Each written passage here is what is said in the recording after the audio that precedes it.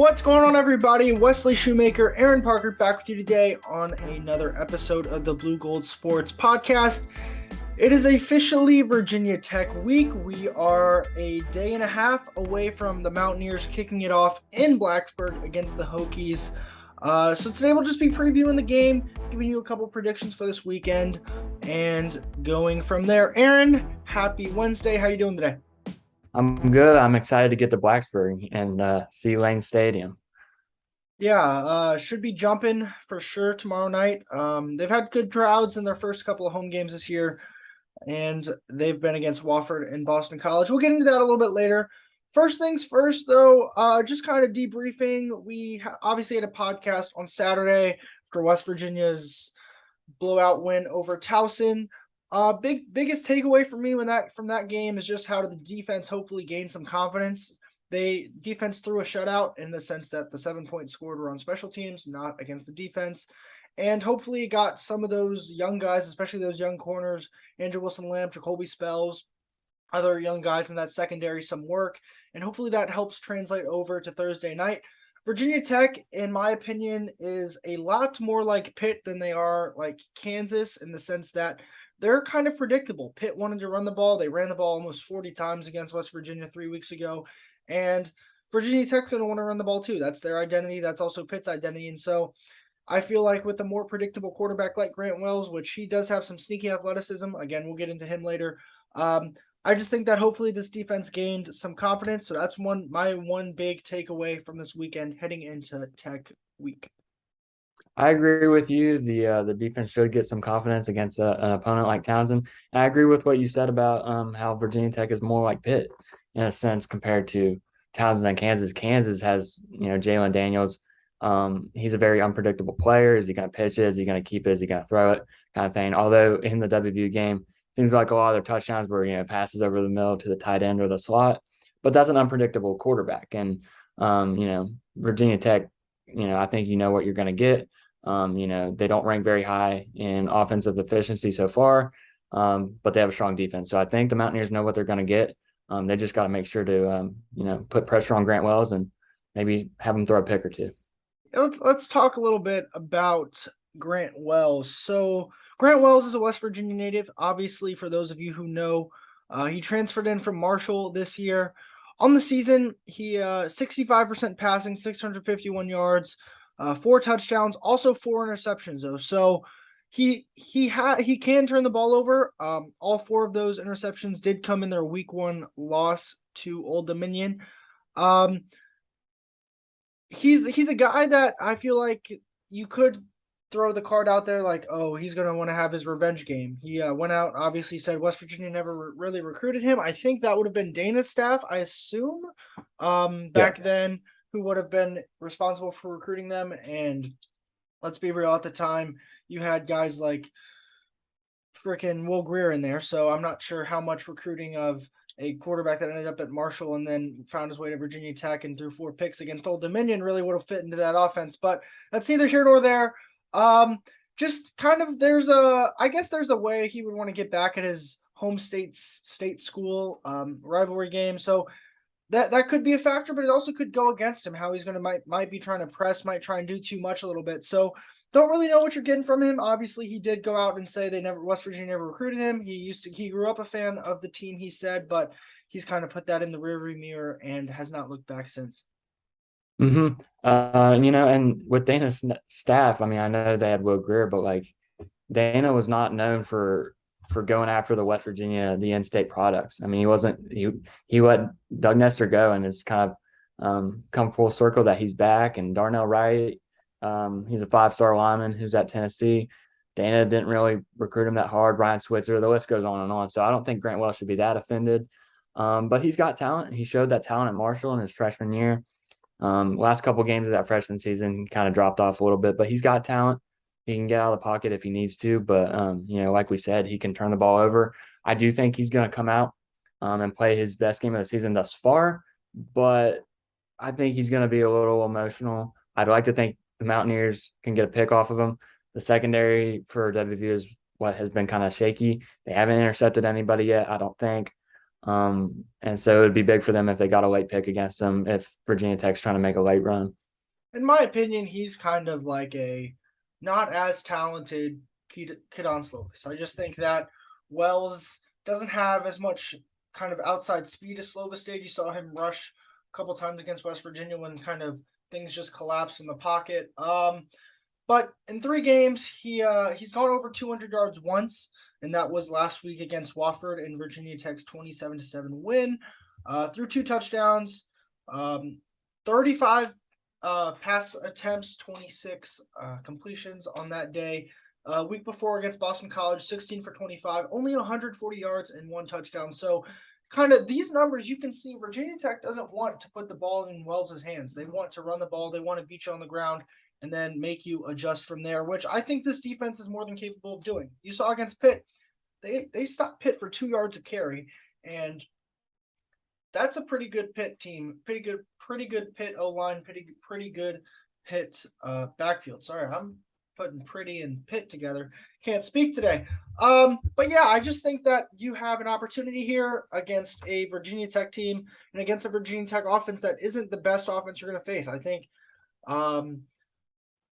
you got to take full advantage. And so if you're West Virginia, I think this team is pretty predictable as far as what they want to do. And hopefully that plays to your advantage, unlike a Kansas team, which burned you because they were running a triple option every other play. And if you're WVU, I think you have a lot of confidence in that defensive line. They didn't really come out to play against Kansas, but other than Kansas, they've shown themselves a lot this year, and they got a lot of talent and experience.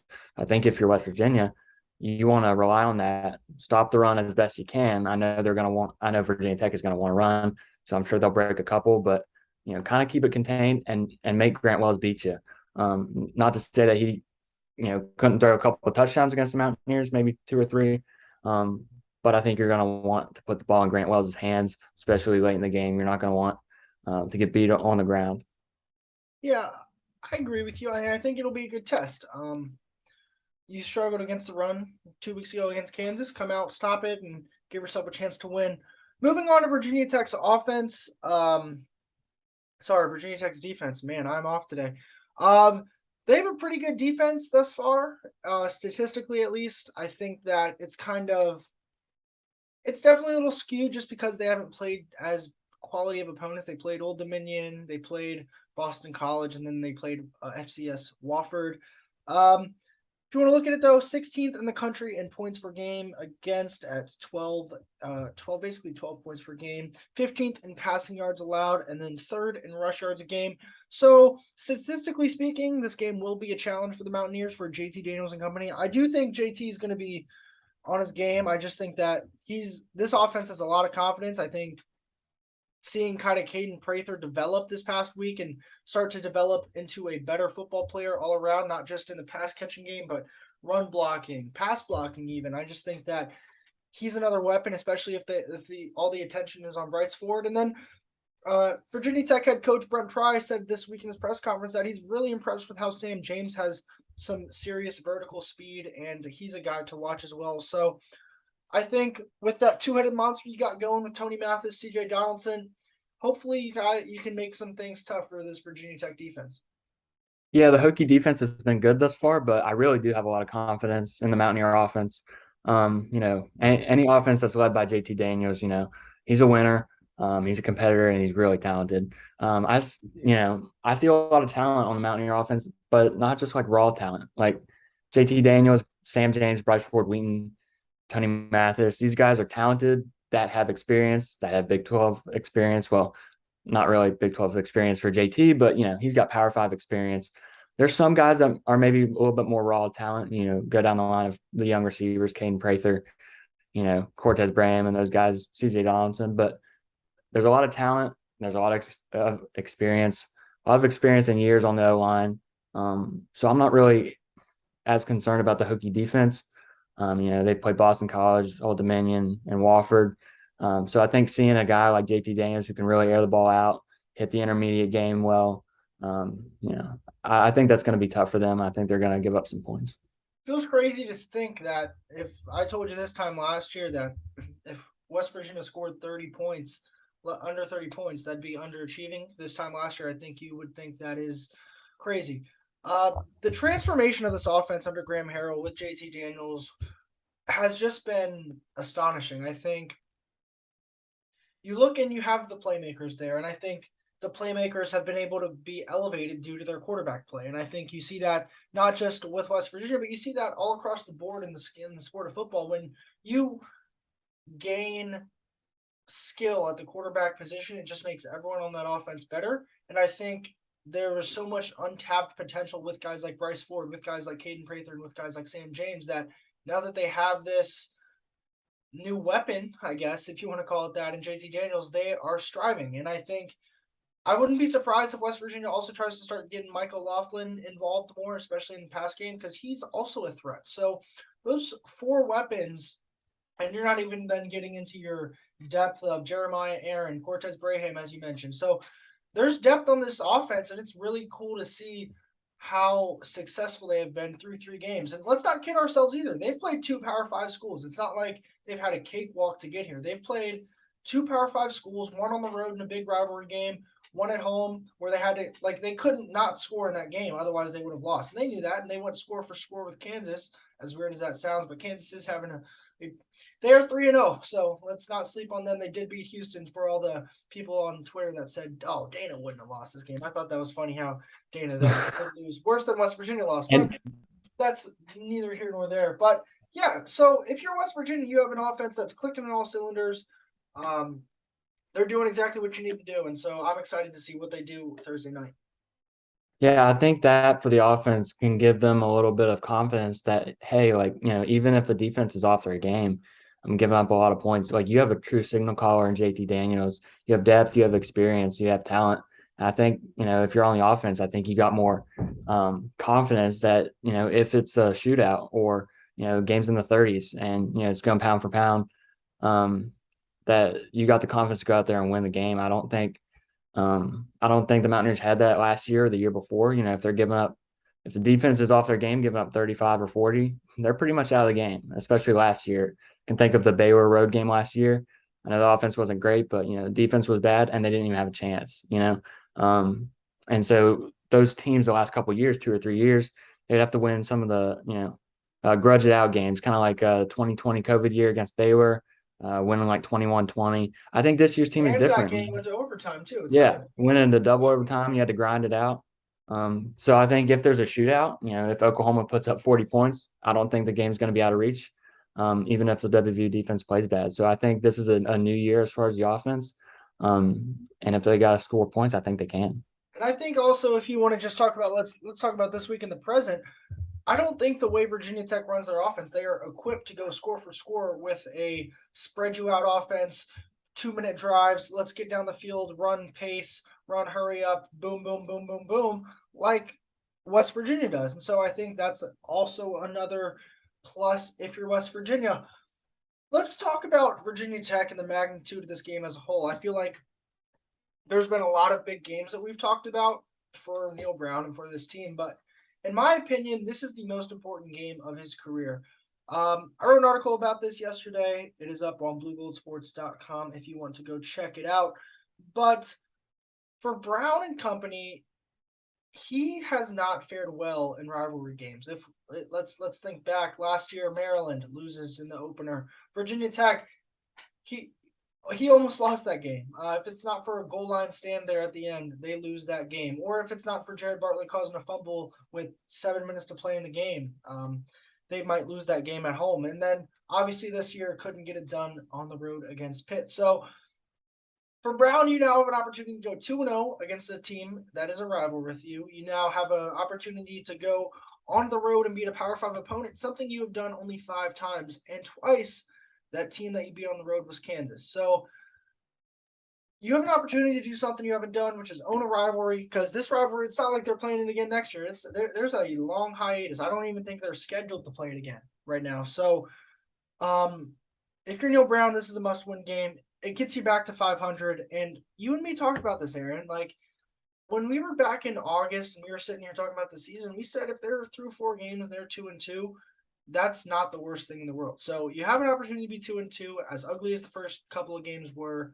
And then you go to Austin, you face the backup quarterback there at Texas, and you have a little longer break to get ready for that game. And then if you somehow manage to win this week against Virginia Tech, you put up a fight against Austin. Don't know what happens then. Then you come back home and you got Baylor at home on a night game. So there's a lot of positives to be drawn, but it obviously starts this week on Thursday night against Virginia Tech. Yeah, this is a huge game for Neil Brown and his staff. I mean, he got a big win last year, Gold Rush, first time the rivalry had been played in multiple years. But that game almost was lost. It almost slipped through his hands. 20-point lead, almost lost it if it wasn't for Jared Bartlett and Jackie Matthews, current Mississippi State Bulldog. But yeah, it's a big time rivalry. I know for growing up in Southern West Virginia, I've heard stories about how those type of West Virginians, those type of West Virginia natives value the Virginia Tech rivalry more than Pitt. Just because Blacksburg is so close to areas like, Princeton and, the lower part of the state, even Charleston's, I think probably on the borderline, but it's a big time rivalry. If you go 0-2 in rivalries this year and start out 1-3, I don't see how you cannot lose the fan base at that point if he hasn't lost them already.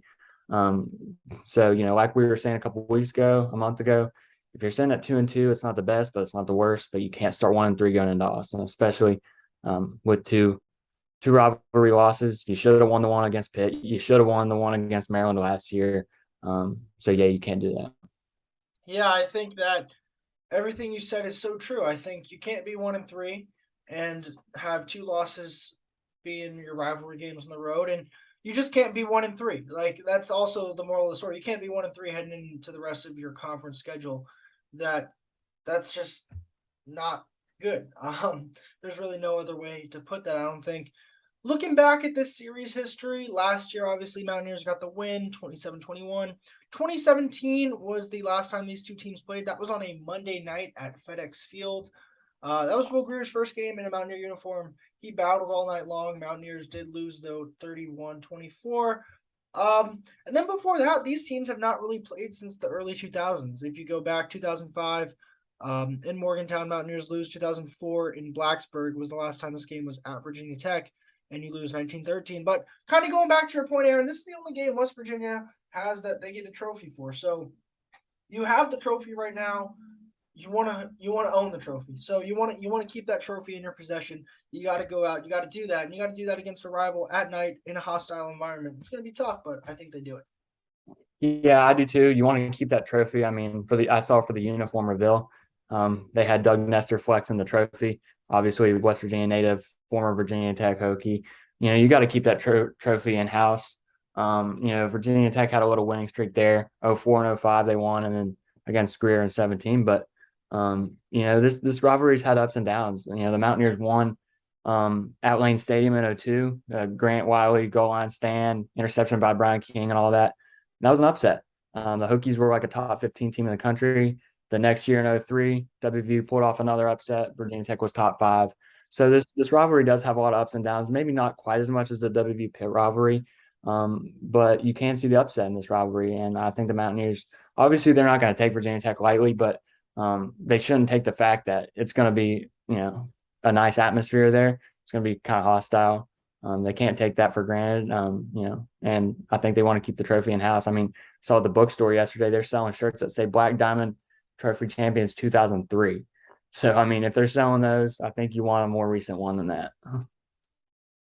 Yeah, excuse me. There's games you circle on your calendar, and despite this not being the backyard brawl, this not having the whole hoopla that game did, it's still a big game. It's still a big time play. Dante Stills, he kind of said it best, I think. He was talking about this week about the atmosphere. He said, I don't think there's any noise that can really kind of imitate the noise that you're going to get there, but he says it's going to be electric and he's ready for it, but it's something he wants to go against. And the Virginia Tech head coach, Brent Pry, he wants their fans there early. He urged his fans in his press conference to get there early, be ready to go, be ready to rock. And when Enter Sandman plays, that place will be jumping, and I'm sure some Mountaineers will be there jumping too. And I expect there to be Mountaineer fans. I don't think there's as large of a Mountaineer contingent that will be at Pitt for sure, though, but I do expect there to be probably about 10-15% Mountaineer fans there. Yeah, I'd hope so. I think in a couple podcasts ago, I think I mentioned that I feel like it'll be a little bit like last year with Mountaineer Field. You know, Mountaineers will have their little nook of the tickets that went on sale through the university. But I do think there'll be WVU fans that go to the secondary market and get some tickets. But I just don't think it's going to be anything like the game at Acrisure Stadium, where basically all the upper bowl of Heinz Field or whatever you want to call it was on the secondary market. So a lot of WVU fans swooped those up. I still think it's going to be a lot of Hokie fans. WVU fans will have their nook and they'll have a little bit sprinkled in there. But hopefully it'll be enough to get a little momentum going. I think last year I was on the field for that Virginia Tech game, and I saw not a lot, but I saw Virginia Tech fans just kind of scattered, even near the student section. So hopefully that doesn't get dangerous or anything, but I don't think it's the kind of rivalry like WVU Pitt where fights would break out. Yeah, West Virginia, they do have students going on buses. I know. I think they're saying 100 students are going. And then obviously there's a lot of people in the southern part of the state, as you mentioned, that do have easier access to Blacksburg. And so I would expect to see some Mountaineer faithful there. And let's be real, if they showed up for 50,000 people this past Saturday for an 0-2 team against an FCS opponent at 1 o'clock in the afternoon, I expect there to be some people there for this kind of rivalry. I feel like this is the game you get tickets for well in advance. Some people have had those tickets. Despite a 1-2 start, I still expect Mountaineer fans there. I think so too. I mean, this rivalry hasn't been played in Blacksburg since 2004, since the Rasheed Marshall days. So it's been a long time coming. And I think I think Mountaineer fans want to be in that atmosphere, the inner Sandman, the kind of southern part of the state rivalry with Virginia Tech. It goes back a while, and playing one game at FedEx Field and then playing last year in Morgantown. I think it's a good road trip. Southern part of West Virginia, they don't have great access to a Maryland road trip like last year. That's a good healthy drive. And obviously nothing's drivable in the Big 12 conference. So I think Mountaineer fans should take advantage of this. You got anything else on Tech, or you want to get 2 picks for this week? Oh, we'll get into picks. I'm not as confident about Virginia Tech. So on the season, you are 9-3. I am 7-5. I do have some ground to make up, but it is only week 4. So here we go. 4 games this week. Let's start out of conference. ACC matchup: Clemson, Wake Forest. In Wake, could get interesting. You go first. I'm gonna go Wake. I have no idea why, but they've been good over the last 2 years, and I'm not too confident in Clemson starter DJ. I don't even know how to say it. DJU. Yeah, DJU. I'm not too confident in him. It's at Wake. I'll go Demon Deacons. Yeah, it's at Wake. Wake got their quarterback back. I forget his name off the top of my head. Sam. Something. It's you know who he is, and so do I. I just forget his name. I'm gonna go Clemson. I just got to make up win somewhere, so I'm gonna play Sam Hartman. Yep, yeah. Sam Hartman. He was hurt, and he was sick or something, and he finally got medically cleared. I think he had something wrong with his heart, and he got medically cleared, and he put up a show against Vandy. And this Wake offense is scary with him at the helm, but I'm gonna take Clemson. Got to make up win somehow. Florida, Tennessee. I'll go first. It's in Tennessee. Florida lost to Kentucky. I think that is a hard place to play. I'm gonna take Tennessee at home. I don't know. Let's go Florida. I don't know. I like their quarterback, but yeah, they did just lose at home to Kentucky. I know nothing about Tennessee, so I'm gonna go Florida. All I know is I might regret that. All I know is Tennessee beat Pitt. Arkansas A&M in Jerry World in Dallas. A&M got the win they desperately needed last week. Arkansas is a good team. SEC battle, big time stage, 7 p.m. Eastern kick. I'm hesitant to go with the Aggies, but I just think I will. I just think they have serious talent and they got something to prove still. So I'm going to go with Texas A&M. I'm going to go A&M. Their recruiting class is ridiculous. I know some people doubt them, but I think Jimbo Fisher's a good coach. And I'm not sold on Arkansas yet. They're top 10. I don't know if they deserve that. I know they're good, but I'm not sold on them yet. And then lastly, our game, West Virginia, Virginia Tech. I've got the Mountaineers here. I've got them winning 34-21.